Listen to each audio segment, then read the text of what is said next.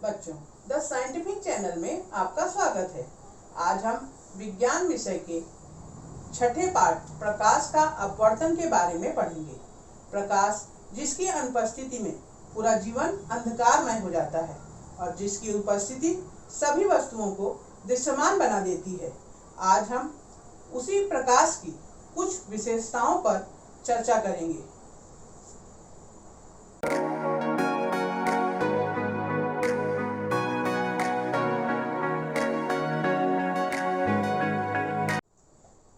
जैसा कि आप जानते हैं, किसी अंधेरे कमरे में हमें कुछ भी दिखाई नहीं देता है, परंतु कमरे को प्रकाशित करने पर हमें सभी चीजें स्पष्ट दिखाई देने लगती हैं। तो प्रश्न यह उठता है कि वह क्या है जो वस्तुओं को दृश्यमान बनाता है। तो उसका उत्तर यह है कि वह प्रकाश है। दिन के समय में सूर्य का प्रकाश वस्तुओं को देखने में हमारी सहायता करता है। रात में बल्ब, लाइट, किसी भी प्रकार का प्रकाश वस्तुओं को दृश्यमान बनाता है। किसी वस्तु पर पड़ने वाला प्रकाश परावर्तित होता है और परावर्तित होकर वह प्रकाश जब हमारी आंखों में जाता है तो वस्तुएं देखने योग्य बनती हैं। अतः हम यह कह सकते हैं कि प्रकाश दृष्टि की संवेदना निर्मित करने वाली विद्युत चुंबकीय तरंग है। हम किसी भी पारदर्शी माध्यम के आर पार देख सकते हैं, क्योंकि प्रकाश इसमें से आर पार आ जा सकता है। प्रकाश से संबंधित घटनाओं में अनेक वस्तुओं की सुंदरता को हम अपनी आंखों से देख सकते हैं, जैसे रंग बिरंगे फूल, सुंदर तितलियां, सुंदर पक्षी या सुंदर जीव जंतु इत्यादि। ये सभी वस्तुएं प्रकाश को वापस हमारी आंखों तक भेजती हैं और जब यह प्रकाश हमारी आंखों में जाता है तो हमें वह वस्तु विभिन्न रंगों में दिखाई देती है। परंतु अंधेरे में प्रकाश किरण परावर्तित नहीं होती है, इसलिए हमें वस्तुएं नहीं दिखाई देती हैं। अपने चारों ओर कुछ सामान्य प्रकाशिक घटनाओं को देखकर हम यह निष्कर्ष निकाल सकते हैं कि प्रकाश एक सरल रेखा में गमन करता हुआ प्रतीत होता है। यह तथ्य जब एक अपारदर्शी वस्तु प्रकाश की किरणों के बीच में आ जाती है तो वस्तु की छाया बन जाती है।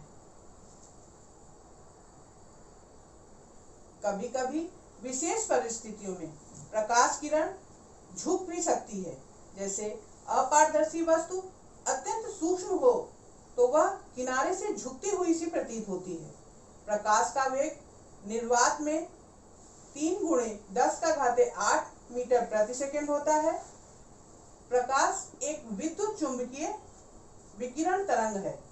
विकिरण का अर्थ होता है ऊर्जा का तरंग या कण के रूप में संचार या उत्सर्जन होना, जहां माध्यम निर्वात या कोई द्रव्य हो सकता है।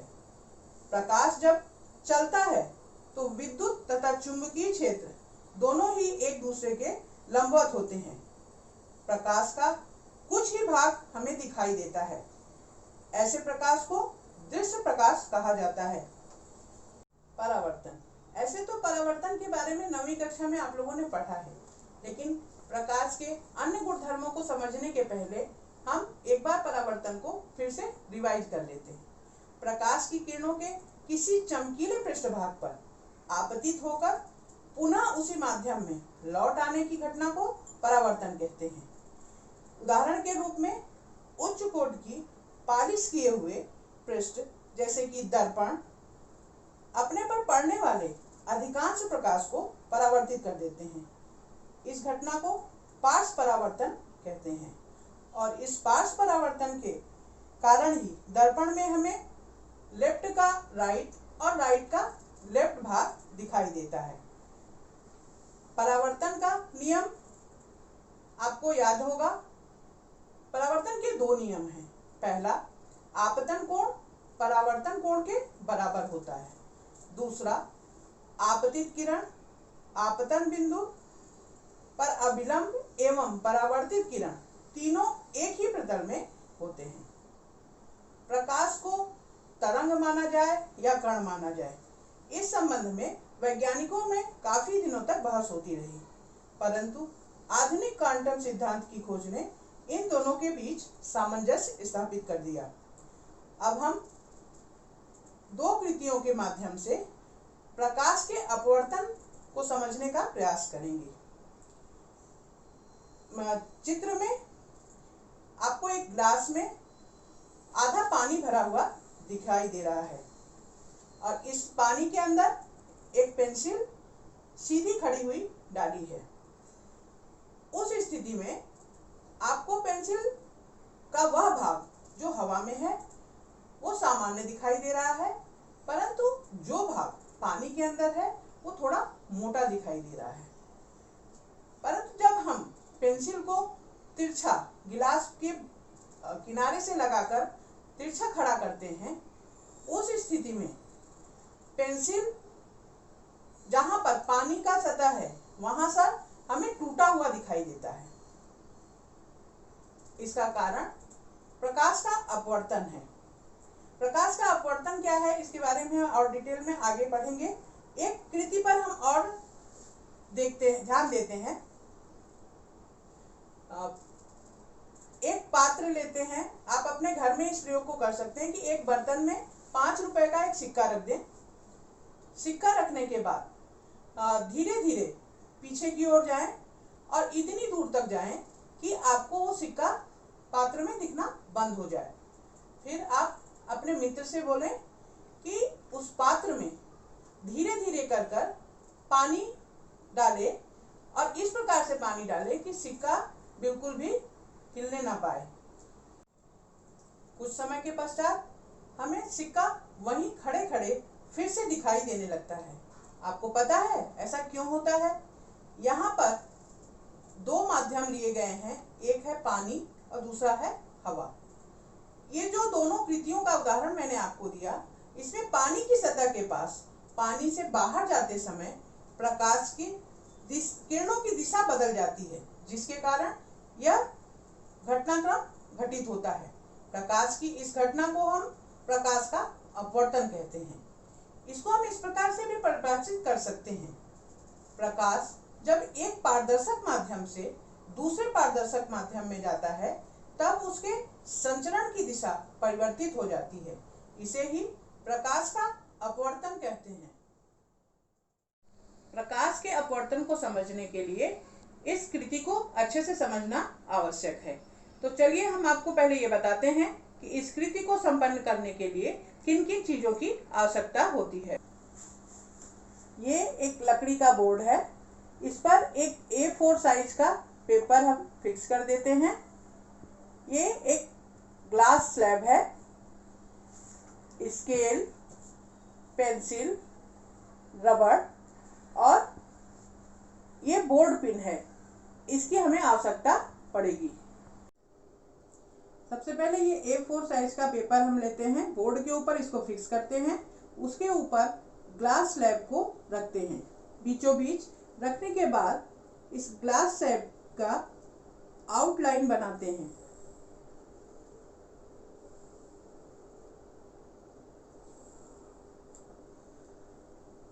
इस ग्लास स्लैब को हटाकर ये जो बीच में आपको रेखा दिखाई दे रही होगी, बराबर से ये नहीं आई है, तो इसको हम स्केल के द्वारा अच्छे से कर लेंगे।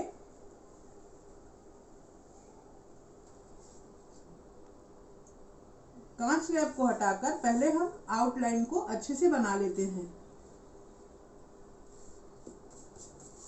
रबड़ का जितना कम से कम इस्तेमाल होगा उतना अच्छा होगा, क्योंकि वाइट पेपर है तो बार बार रफ करने पर गंदा हो सकता है, इसलिए हम इरेजर का कम से कम इस्तेमाल करेंगे। अब यहाँ पर देखिए मैंने ग्लास स्लैब की आउटलाइन को अच्छे से बना लिया है। जो अंदर की चीजें हैं लाइनिंग, उनको रफ कर दिया है। अब इसको हम नाम दे देते हैं P, Q, R और S। इसके पश्चात पर एक तिरछी रेखा खींचते हैं।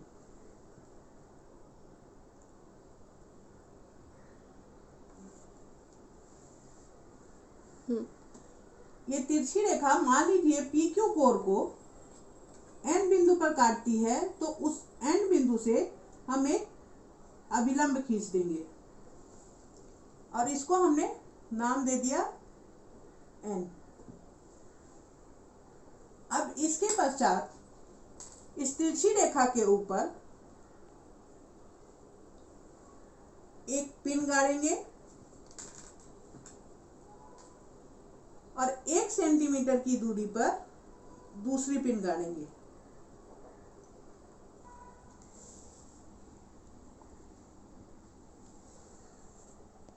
शुरू करें। इस तिरछी रेखा पर हमने 1 सेंटीमीटर की दूरी पर 2 पिन लगा दिया है। अब इस ग्लास स्लैब को हम उसके आउटलाइन के ऊपर ठीक जैसे मैंने आउटलाइन किया था ठीक उसी प्रकार रख देंगे। अब आरएस कोड से हम इस पिन को हम ए और बी नाम दे देते हैं।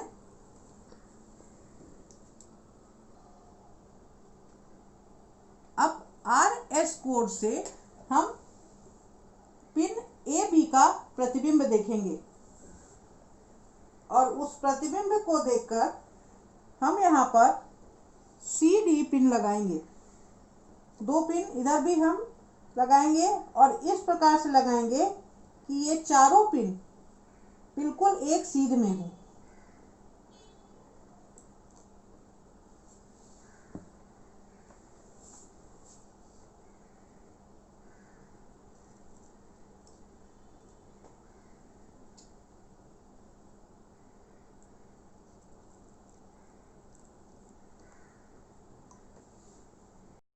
अब ये आपको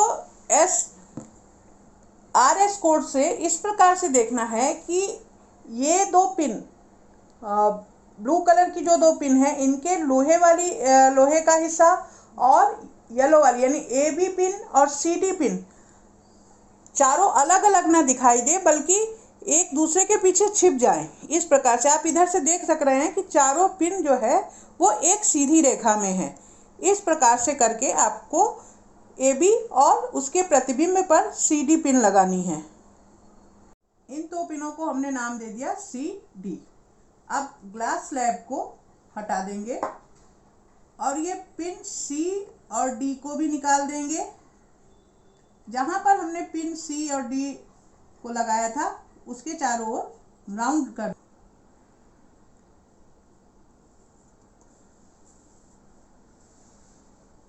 अब इन सी डी पिन का जहाँ पर लगाया था हमने इससे मिलाते हुए एक रेखा खींचेंगे जो आरएस कोर को एम बिंदु पर काटेगा। इस एम बिंदु पर हम एक अभिलंब खींच देते हैं। इस ए बी पिन को भी हम निकाल देंगे और यहाँ पर भी हम राउंड कर देंगे। अब बिंदु एन और एम को मिला देंगे।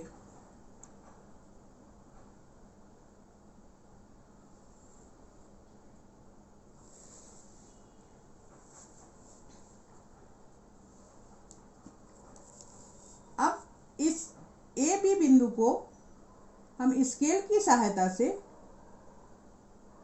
आगे बढ़ाएंगे और इस आगे बढ़ी हुई रेखा को हम डॉट के द्वारा दिखाएंगे।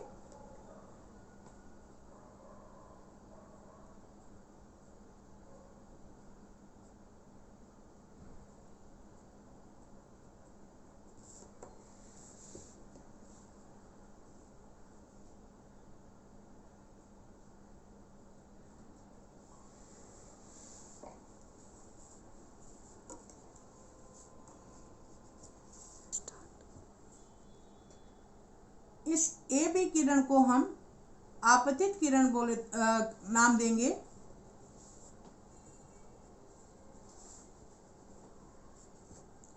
इस CD किरण को निर्गत किरण का नाम हम देंगे।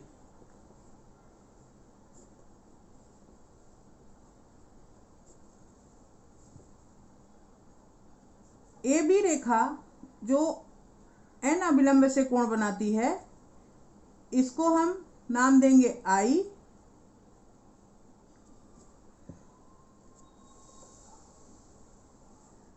और जो कांच के अंदर ये कोण बनता है, जो NM रेखा है वो अभिलंब से जो कोण बनाती है उसको R नाम देंगे।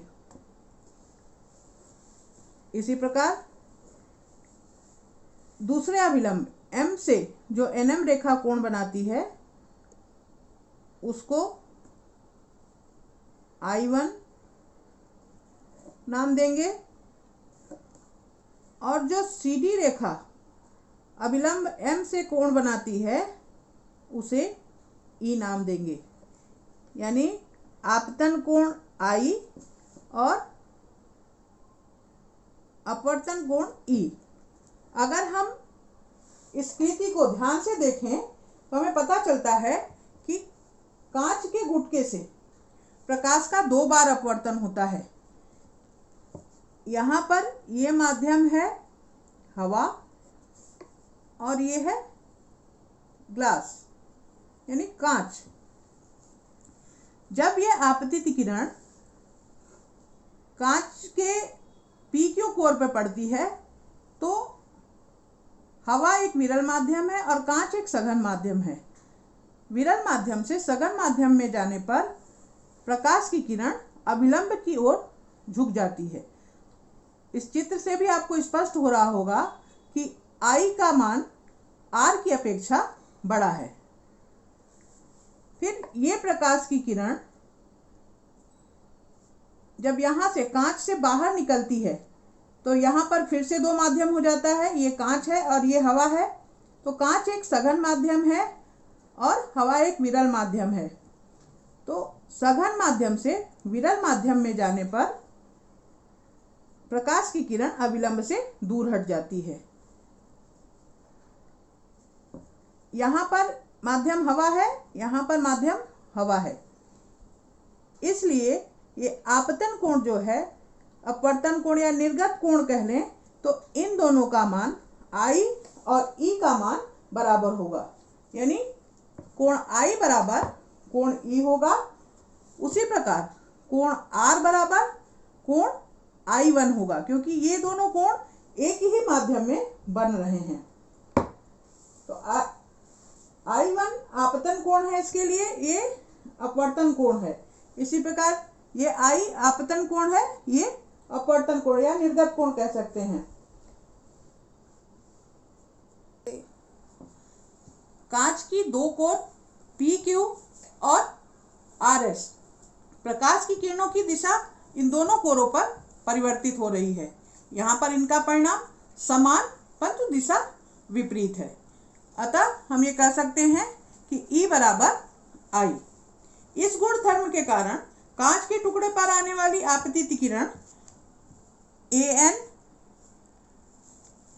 कांच के बाहर जाने वाली निर्गत किरण MD दोनों ही समांतर होते हैं, परंतु निर्गत किरण MD आपतित किरण AN के वास्तविक मार्ग, आपको ये वास्तविक मार्ग दिख रहा होगा जो मैंने डैश से दिखाया है, इसका वास्तविक मार्ग अगर ये यहाँ पर बीच में कांच एक माध्यम नहीं होता तो ये किरण सीधे इस रेखा पर बाहर निकल जाती। लेकिन बीच में एक दूसरा माध्यम आने के कारण निर्गत किरण MD आपतित किरण AN जो है उसके वास्तविक मार्ग से थोड़ा सा विस्थापित हुई दिखाई दे रही है। अपवर्तन के नियम, पाठ के शुरू में ही हमने परावर्तन की परिभाषा व उसके नियम के बारे में पढ़ा था। अब हम अपवर्तन का नियम जानेंगे। अपवर्तन का नियम है, पहला, आपतित किरण, अपवर्तित किरण और अभिलंब तीनों एक ही प्रतल में होते हैं। दूसरा, दिए गए माध्यमों के युग्म के लिए sin I तथा sin R का अनुपात स्थिर होता है। यहाँ I आपतन कोण तथा R अपवर्तन कोण है। अब हम इस नियम को थोड़ा और विस्तार से समझते हैं। दिए गए चित्र में दो माध्यम कांच व हवा दिखाए गए हैं। यहाँ AN माध्यम कांच का आपतित किरण और NB अपवर्तित किरण है। नियम 1 के अनुसार आपतित किरण अर्थात AN और अपवर्तित किरण अर्थात NB अभिलंब CD के ऊपर दोनों एक दूसरे के विपरीत होते हैं, परंतु ये तीनों एक ही प्रतल में पाए जाते हैं। अर्थात अभिलंब CD के बाईं ओर आपतित किरण AN तथा दाईं ओर अपवर्तित किरण NB होता है और ये तीनों आपतित किरण AN, अभिलंब CD और अपवर्तित किरण NB एक ही प्रतल में स्थित होते हैं। दूसरे नियम के अनुसार माध्यम के युग्म अर्थात जिन दो माध्यमों में अपवर्तक की हम तुलना कर रहे हैं, जैसे यहाँ पर कांच और हवा दो माध्यम लिए गए हैं। हवा में अभिलंब से बनने वाले कोण को आपतन कोण कहते हैं और इसे साइन I से दिखाते हैं तथा कांच में अभिलंब से किरण NB द्वारा बनने वाले कोण को, जिसे साइन R द्वारा व्यक्त करते हैं, अपवर्तन कोण कहते हैं। इन दोनों का अनुपात सदैव स्थिर रहता है अर्थात साइन I बटे साइन R बराबर स्थिरांक, या इसे हम n के द्वारा व्यक्त करते हैं। स्थिरांक n पहले माध्यम के सापेक्ष दूसरे माध्यम का अपवर्तनांक कहलाता है और इसे ही स्नेल का नियम भी कहा जाता है।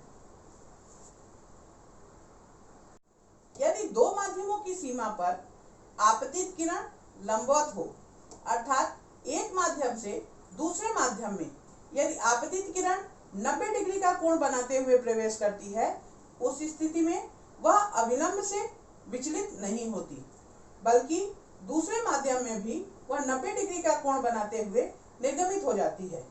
इस स्थिति में I बराबर 0 और R बराबर 0 होता है, क्योंकि अपवर्तित किरण बिना दिशा परिवर्तन के ही आगे बढ़ जाती है। परंतु यदि एक विरल माध्यम है, विरल माध्यम से सघन माध्यम में जब प्रकाश की किरण प्रवेश करती है तो वह अभिलंब की ओर झुक जाती है, परंतु यदि सघन माध्यम से विरल माध्यम में प्रकाश की किरण प्रवेश करती है तो वह अभिलंब से थोड़ा दूर हट जाती है। अब हम अपवर्तनांक की चर्चा करेंगे। अपवर्तनांक किन्हीं दो माध्यमों के सापेक्ष निकाला जाता है। विभिन्न माध्यमों के लिए तथा एक ही माध्यम के लिए विभिन्न रंगों की प्रकाश किरणों के लिए भी अपवर्तनांक अलग अलग होता है।